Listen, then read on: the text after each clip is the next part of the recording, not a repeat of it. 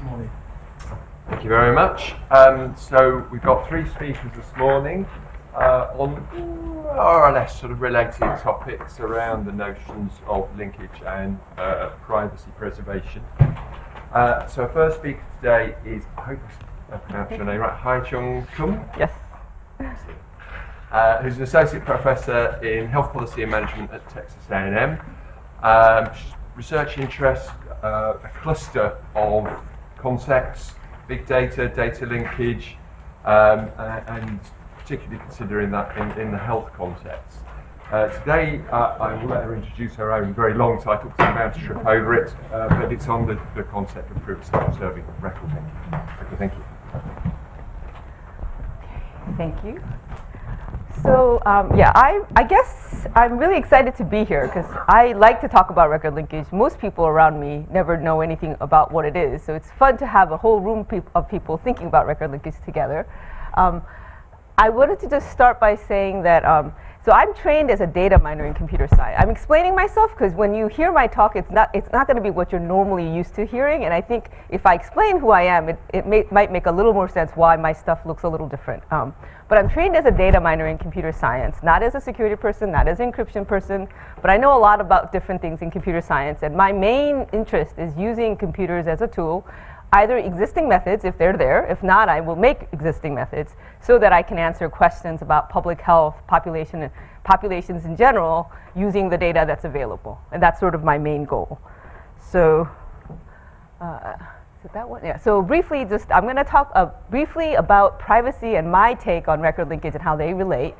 Then I'll talk about the problem. I think I want to spend the most time talking about the problem because I'm not sure I've made a whole lot of progress, but I think I've got the problem. I've spent a couple of years getting the problem right, so that's kind of why I want to talk about it. And then I'll talk about my method and where I'm at with things. So first of all, the background.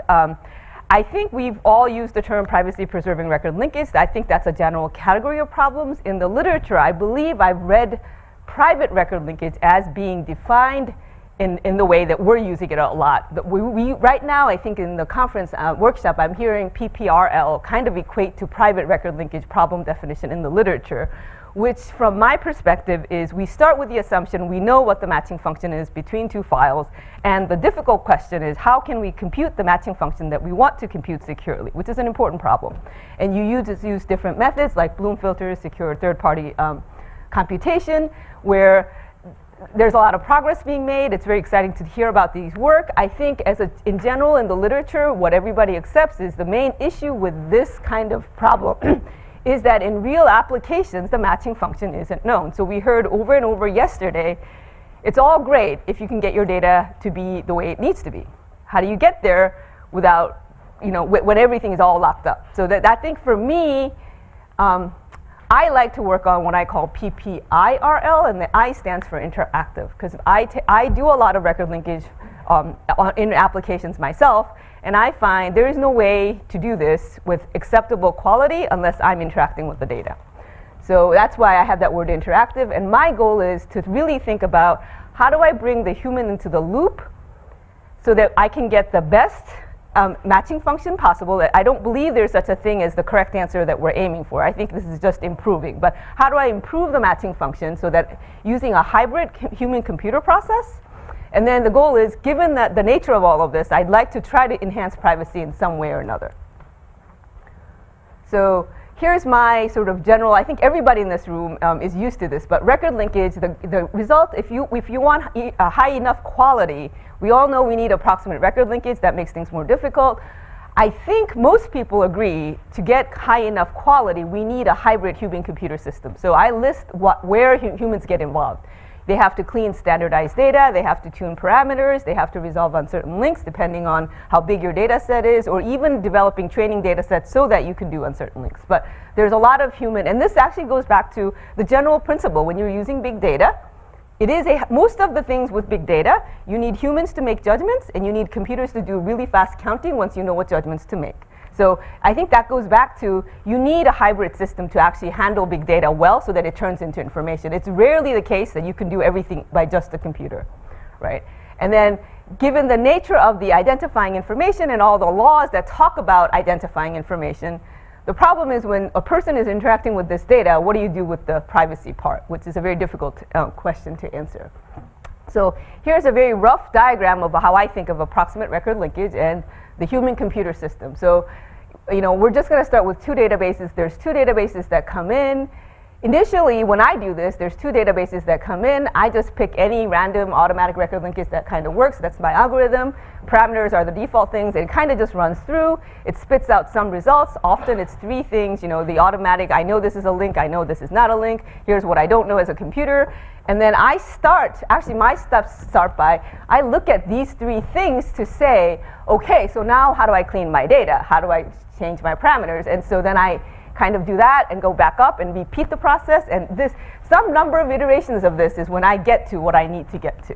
And so this is kind of the big system. And I was feeling really good because yesterday I believe I heard people who work on record linkage describe this process. And so this is really the full process of it. And I work on how to enhance privacy in this full system in some way.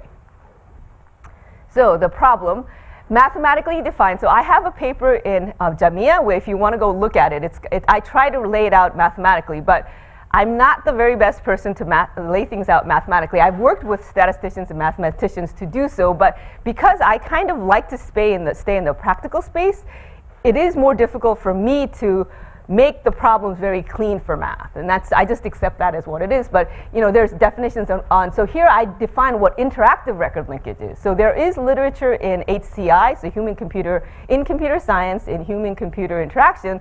There is a couple of papers already on interactive record linkage and why it's important. But there's not a definition for what it is. So I attempted a mathematical thing, but here at the bottom is really what I'm talking about.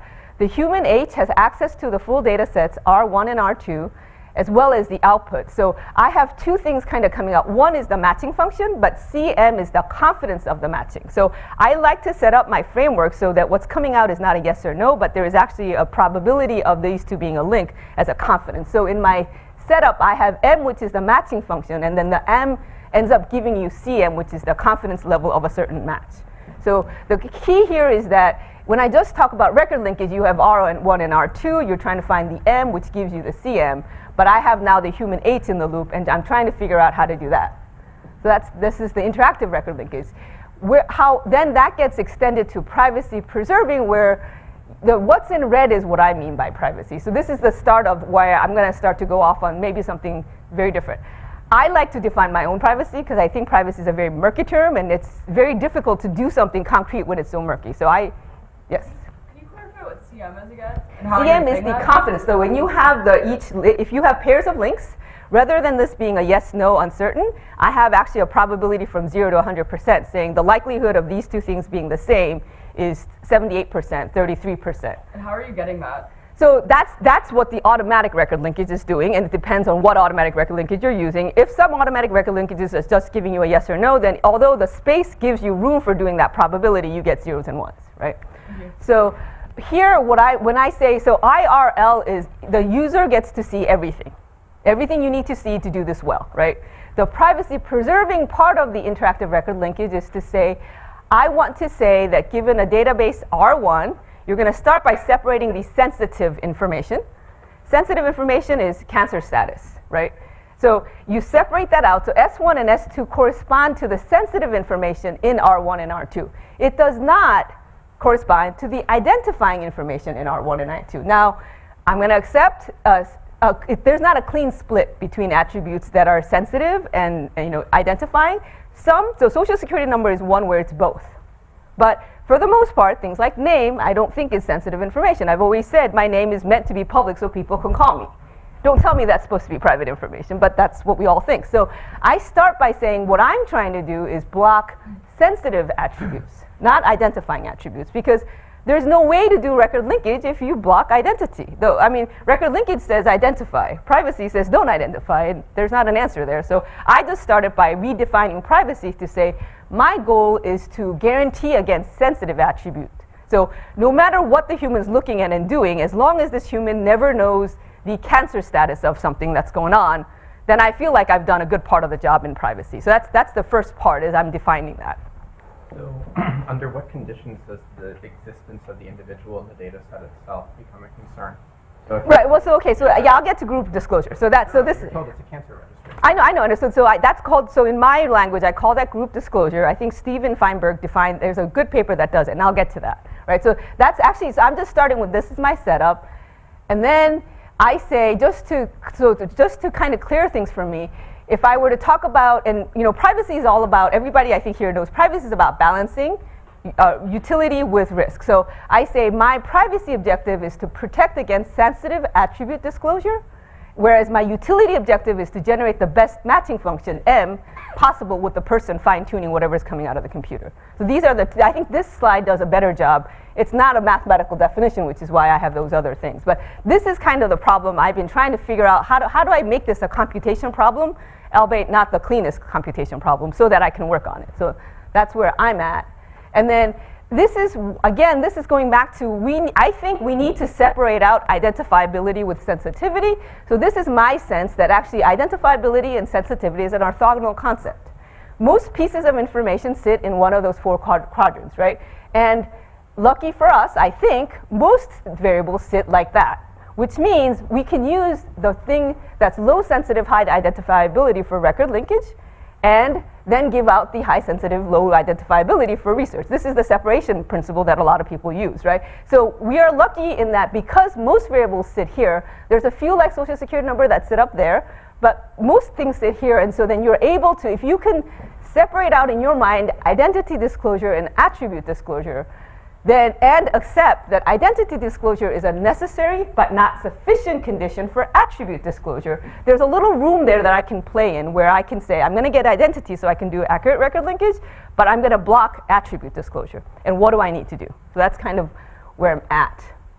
So then my method, so here's where my threat models start coming in.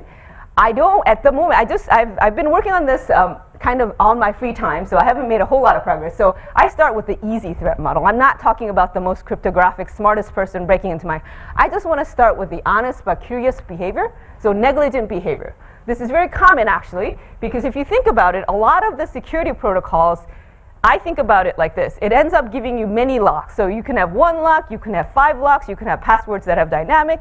The more complex the security systems, the more humans are likely to have negligent behavior. If it's not enforced, it's too much. I can forget this.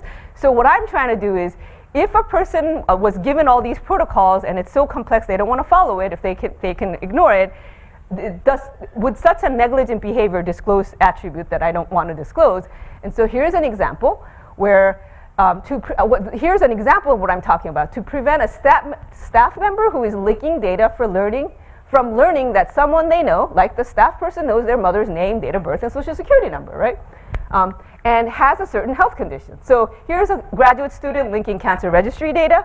They see their mother's name, social security number, date of birth. Oh my God, my mom has cancer. That's what I'm trying to prevent. And then I'm saying that, so here's a quote. This is a quote from a survey done by Mayo Clinic about privacy with their patients. And it says, their greatest concern about privacy actually had to do with their privacy locally. A neighbor may still sometime be able to see my protected health information in the course of their work. This is legitimate access, and they still don't like it. Patients aren't worried about some hacker from China breaking into our research data and figuring out they have cancer. What they are worried about is the neighbor next door who works at the hospital seeing my data, which makes sense. I mean, at least I think that way. I live in a college town. It's a small college town. Most all of us who need health care, you go to the one healthcare system. I'm in public health. I feel like if I end up going to get care, I'm going to know the doctor who's going to see me. I'm not very comfortable with that. So you can see why my approach to privacy, I'm working on a different threat model. I'm working on a different definition. But this is what I'm working on. And so when I say privacy protection, I'm not about privacy, which is don't ask, don't see. I'm about get whatever you need to do your job well, but don't tell. So that's confidentiality. I think of us researchers who work with big data just like doctors and lawyers. To do your job, you got to see things. The important thing is don't tell when you shouldn't be telling. That's confidentiality, right? So the other important thing, I think, you can lock things up for privacy. That's good when it works. There's a lot of places where actually locking things up, because it has a direct impact on transparency, actually gives you worse. So when you lock things up and it's difficult to access, you start to get bad data. Big data is only usable when it's reasonably good. It only stays reasonably good when you use it. It's like water. I think if it's in one, it goes stale. right? Time goes on. So by continuous use is how you keep it going. But continuous use is very difficult when you have a million locks on it all the time, right? So I think my take on big data and privacy, it's about transparency and accountability. So there's literature out there that talks about information accountability as a way to go about privacy in big data. And so in that line of thinking, privacy by design is my approach, which means that it's a holistic approach. We need stats. We need help from stats. We need help from computer IT security people. We need help from social scientists who think about human behavior and together say, what can we do? So that's kind of my general take on this. And then, so unintentional exposure of sensitive data can be significantly reduced if you do certain things.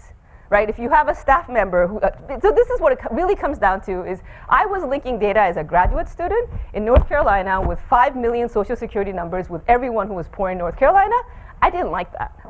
When I became a faculty, I didn't want to hire another grad student to do what I did. So I said, what do I need so I can not do this? Because it's really boring to do this all the time. But I wasn't comfortable just getting a graduate student. So I said, maybe the graduate student doesn't need all of this. Maybe I can have a software that they need what they need to do their job. And so that's kind of how I got about doing this. If you have something like this, what you get to, and we all know this human part of record linkage is not for your PI. It's not for the highest security clearance person, right? It's a very mundane job. It's for that medium level or even low level. And I think it's a good way to train graduate students in big data. So what I'm trying to do is have a system where right now our system is we assume the highest clearance level for people who are doing the human part of record linkage. This is why it's a bottleneck. There's not a lot of cycles for these high-paying people with the clearance. So what I'm trying to do is build a system so I can lower the bar for trust when they're interacting with my data so that then there's actually people who are doing this. They're learning, the students are learning from doing the record linkage. They learn the natures of data. And so that's kind of the problem I'm working on. And here's why. I guess I'm just beating the horse on this one. But what I'm trying to say, this is identity disclosure. Now, how many people here think this is privacy risk? This is what we're talking about. So that's because you have the legal background. This is privacy risk from a legal background. I know this person, so this might be. But no, I'm assuming nobody else in this room knows this person. So it's just data. It's not a person yet to anybody else in this room. What happens is you get attribute disclosure. This is on the cancer registry. This is group disclosure that you were talking about. And then you start to say, I don't know this person, but there's this person named such a thing that has cancer. Still, to me, this is not quite disclosure because you don't know the person. I actually maintain that you have background knowledge. I have background knowledge about this person. When you combine that with this attribute disclosure is when finally this person has cancer, right? So you have to take an additional action. Either you have the background knowledge, so you don't need the additional action, or the researcher, the graduate student, has to take some action to identify and find the person. So what I say is one of the most important things that we miss is, I think the DUA should say, and I've actually, in my IRBs, we've started to say that. It says, you can link, you can see. Don't ever try to attempt to contact them. So where is informed consent? Don't even talk about informed consent, because that's what's going to open up the privacy risk, right? So this is kind of where all of that goes, and then I actually set up, so this is now I'm talking about my method. So I set it up to say, what can I do? It has 3 components to doing this. So what this is maybe a reasonable computer system. I call it a computerized third-party model. So typically when we're talking about secure computing and the third party, it's a person, it's a human organization. I'm saying, can I have a software do it? Can I have a software do it in such a way that if it's the software, interactions with the human and the software is a lot faster and fine-grained. When you're talking to a person third party, it's much more difficult. So I'm trying to say, can I write a software that's a computerized third party to do this and be the honest broker? And so that computer system has 3 components. Decoupling data via encryption, we all know this. This is a separation principle, right? So you have the data, that's the identified data, this is decoupled data, and so you separate it, then you can get to here, right? So the computer gets to see everything. People only get to see this. And that means you can link using this data, and then you can get the sensitive data coming out like that, right? So there's a computer doing stuff there. This is easy. This is the group disclosure part that you asked about. So shaping and universe manipulation is protection against group disclosure. What this means is when you're linking data, you have a homogeneous list. And then identifying somebody already gives you that attribute because it's a homogeneous list. What do? You make it a non-homogeneous list. You add data, you are adding data at the record level. And again, because there's a computer doing this, the computer is adding things in and taking things out. So that's what's happening here. Once you do this, the most important thing about this is not what you add, but to tell the person H that this is not the cancer registry. Please remember, this is not the cancer registry. I know you're working on a cancer registry study, but this is not the cancer registry. So you have to just remind them this is not the cancer registry, and then. Okay, you gotta explain that, because if they know that they're doing linkage on a cancer registry. Right. So the thing is, the probability of someone you saw has high probability of having cancer because you're working on a cancer registry study. But there is no guarantee that it is, because I added people who doesn't have cancer. I added people when you're doing record linkage. So here's the idea. Add the person's name and their family. So I start like this. What's your name? Give me your birthday, give me your social. So I ask for their name and their family members. I add that into the thing they're looking at so that it's a reminder, this is not the cancer registry. People here on the list does not always have cancer. Now that's just a probability game, but what I'm saying is fundamentally that's what universe manipulation, which I haven't talked about, don't tell them what study you're doing. Tell them you're linking data from this hospital. Do they need to know it's a cancer registry? Why? They're linking data. Why do they need to know it's a cancer registry? So I'm like I said, these are just things, I don't know that I have an answer to this. I'm just working on what I think is the right setup for the problem.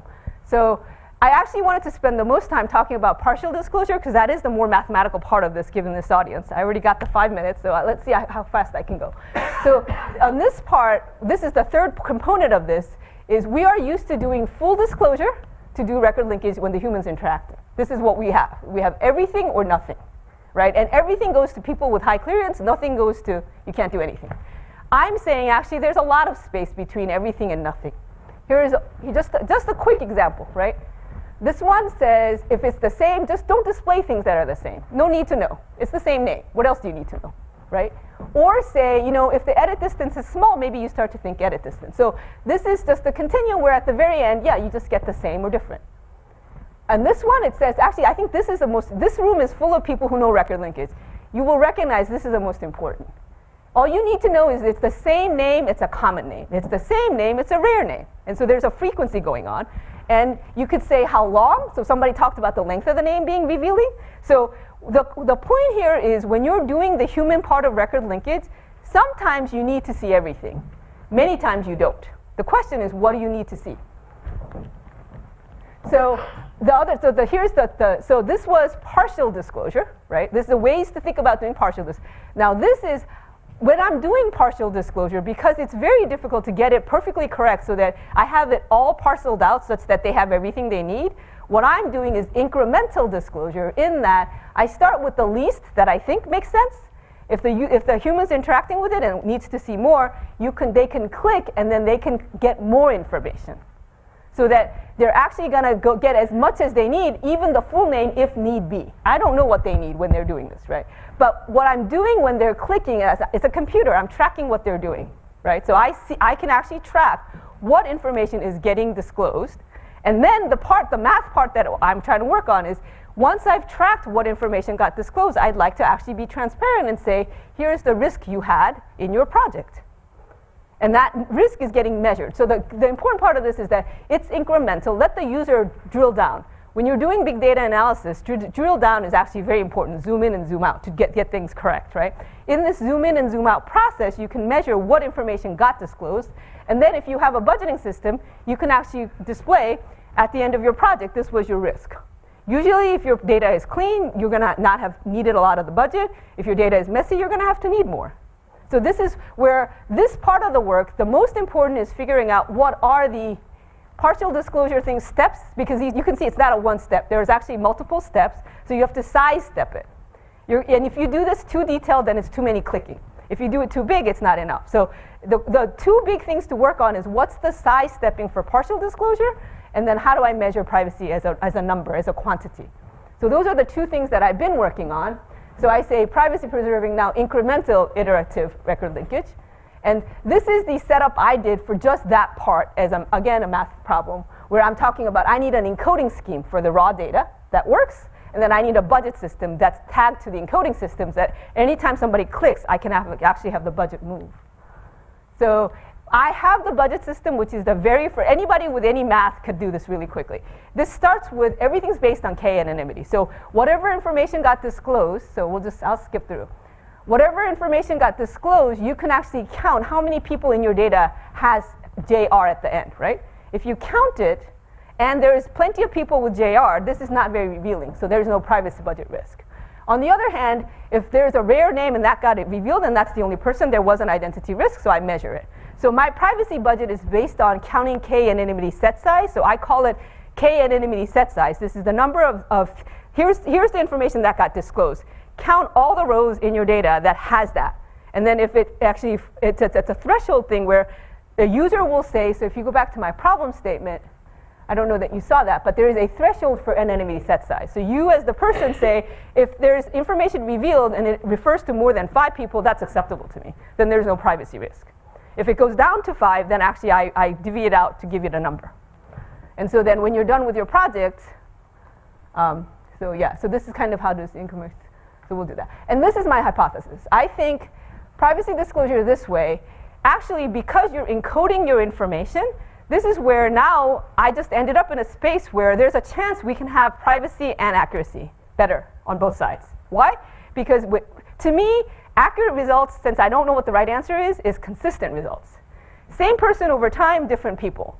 If I give them records to evaluate, so this is the privacy budget part. If I give them records to evaluate, and today they feel like a yes, and tomorrow they feel like a no, that's not high quality. If you give them raw data, when they're tired, their eyes start to not see the transposes and the differences. So there's more fluctuation. If you're a novice record linker, you don't see that operation. If you're yes. So this is kind of where what I'm trying to say is because you're encoding the information and processing it so that everybody's looking at the same information, you get higher quality. Because you're encoding the information and you're never sharing the raw social security number, you're getting privacy. And you can actually absolutely block certain things from being opened up. So that was, I think, and so my hypothesis is actually there's a space, if you have the right computer system, there's a space at which you get the best quality with lots of privacy. And again, I'm just going to say, all the things that went through automatic record linkage, the 60% or the 90%, none of that a user gets to see. They don't get to pick what they see. They only get to see what the computer says you should look at.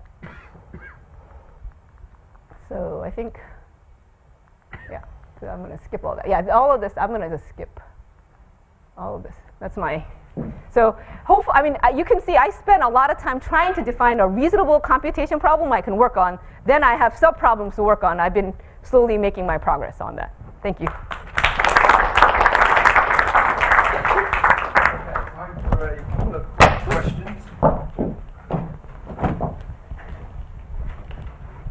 Chris? Yeah, just a quick thought on your group disclosure problem and adding extra information. Presumably, I mean, there's obviously a loss of efficiency there. Yep. But perhaps if you mix studies, because quite often you might have multiple linkage projects. Yep. And if you just mix those up, then you may overcome some of your group problem, but it'll all be efficient. Yeah. I mean, I think if you think of the big linkage centers, like in my case, you know that they went to the hospital in town. So what?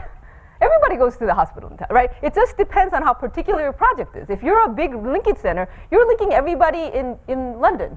Don't you live in London? You should be in the data set, right? So it just depends on what you're doing, what you need to do to manipulate that space so that the person interacting with it doesn't get to know about some attribute that you don't want them to know, right? I don't think it's a default that all linkage projects must do something complex. So I'm just still a little confused about your privacy measure because first you were talking about attribute disclosure and you were talking about k-anonymity. Yeah, so those are two. Attribute disclosure is I'm going to guarantee 0 attribute disclosure. And I'm going to try to give people tools that they can use to get 0 attribute disclosure once they personally define what that is. If they say, I don't want them to know it's cancer, then you're going to do things to the software such that there's less chance of them knowing. They can guess. People infer a lot. I did a little study on record linkage, so I gave them these pairs to say yes or no. You'd be amazed at what people think are the same or not. People tend to add information to what they see. So there's nothing I can do about people inferring. Like, I don't know, I read another good paper which says, somebody with my name, you think I'm the only one in the world. I read a paper, somebody with a very similar name to mine living in New York, and he said, he does record linkage, he said he found out there's somebody born with his name 10 minutes from where he lives. So you think this is a rare name. You don't know, because nobody knows the universe. Okay, thank you very much.